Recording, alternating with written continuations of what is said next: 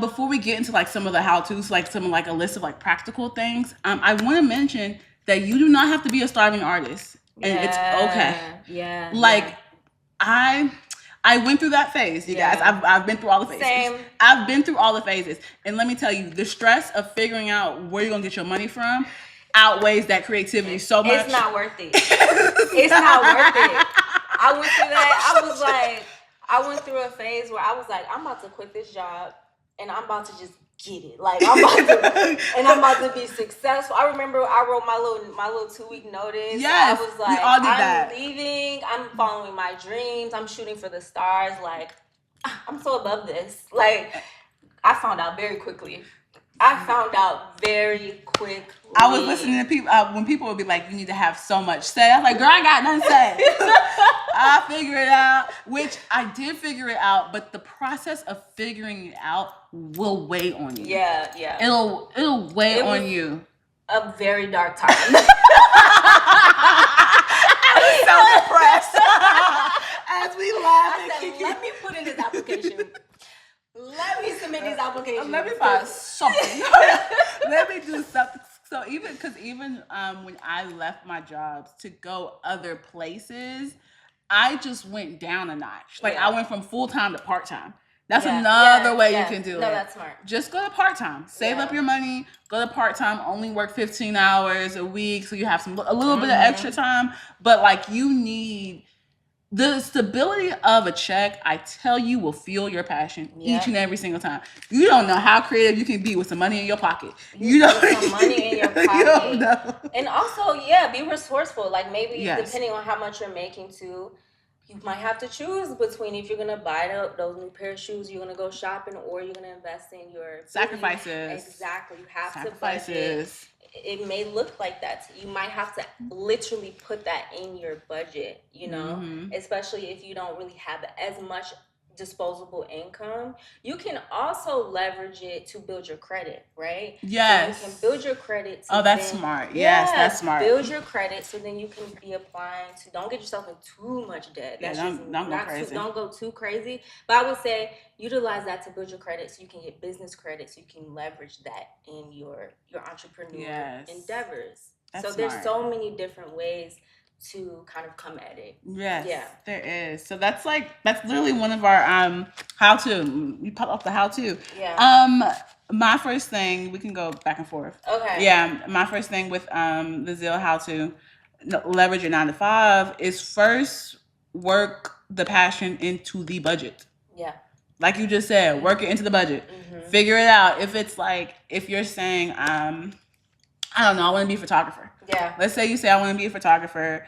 Okay, instead of buying a camera, how much does it cost for me to rent cameras? And figure out how to rent this camera. How can I work that in the budget to rent one camera a week, do a photo shoot, give it back. I tested the camera, take notes on it. This is what I love, this is what I didn't love. And slowly, or it could look like I want to be a photographer. I'm gonna work into the budget how to save for a camera. Yeah, no, I love that. Yeah, we need those tactical points. Also, something you can do that's free is like networking. Yes. When we're talking about being resourceful and like networking at your job, at your 9 to 5, you know, there's so many ways that. Yes. You can. Another thing is I can say. I used to set myself up and I'm like, okay, if I did one big project for work, I would start one big project creatively. Like I would go that. One for one. Yeah. I'm like, all right, this big project at work stressed me out. What can I do creatively to either put in that energy somewhere else or do something different? Besides knowing yourself, I think another thing would be, I always tell people to do low goal days. So where I messed up in the beginning is I thought that as long as my day was busy, I was doing something. In actuality, I had nothing in my hand to show for it. Yeah. I was doing nothing. So like low goal days are also really important. It's like, what goal can you complete from start to finish today? If it's just one goal, it's just one thing. I think that as creatives, when you have a 9 to 5 and you have a side job as well, you have a side hustle, you get overwhelmed. Yeah. and you think, oh my gosh, I have to do this, and that thing, because you're thinking so much of a bigger picture. Yeah. But it's like, what's the small thing that I can do? That you can Yes. implement? That makes me think about project management tools that you can maybe like use free trials on. That might be helpful. Notion, I really like Notion. Yes. You know, we use that even for the podcast. We do. Slack. Yes. We love Slack. I love I'll be up 2 o'clock in the morning on Slack. I love Slack. I love Slack. I love Slack. Yes. I do. I love Slack. I do love Slack too. I love Notions. I love Slack. Google Calendar. Yes, but you're right. What are these what apps? What keeps you organized? What helps you to manage everything? Because it can get overwhelming, like you said. I'm trying to think. Do we have any more? I would say if we're coming to a close, yes, I would say to make sure you're prioritizing rest and fun. Yes. Because if you are constantly, if you're working a 9 to 5, you're also building your dream, you're pouring into that, which can also be fun. You can argue that. But take time for yourself and go out, enjoy your friends, you know. Yeah, I'm like, all of that. You know what I mean? Yeah. Like rest. Take rest, a day please. where you're not doing any of that. You binge watch some shows. Like, that's something I do. That's very important for me, is to have that. I don't know if it's necessarily a balance of work life, but definitely making sure I'm being intentional about getting rest, taking care of myself, my body. Excuse me, taking care of myself, spending time with my family. Those things are also important to like the wholeness of it, so you don't get burnt out. Yes, because burning out, that's a great point. We were gonna close, but not now. Are you dying? Are you okay? Okay. You all right?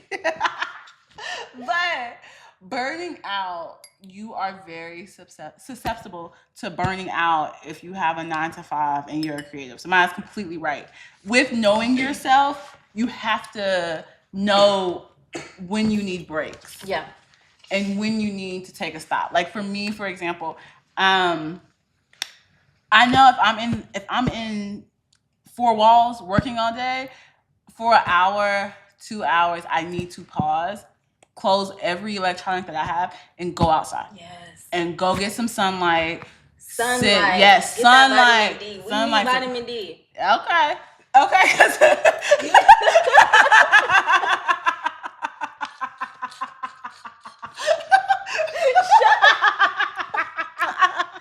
I hate you. It's so important. I hate you so much. It's so important. But no, it's one of those things where you have to understand.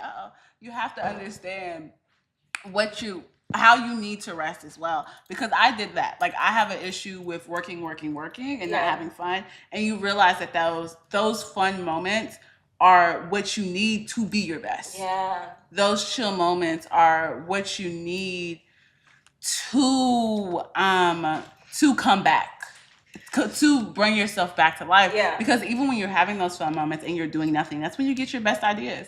Like that's why people will just be out with a notebook by them and write something down. But yeah, that is so true. Do not burn yourself out. That's a great note. That's a great note. So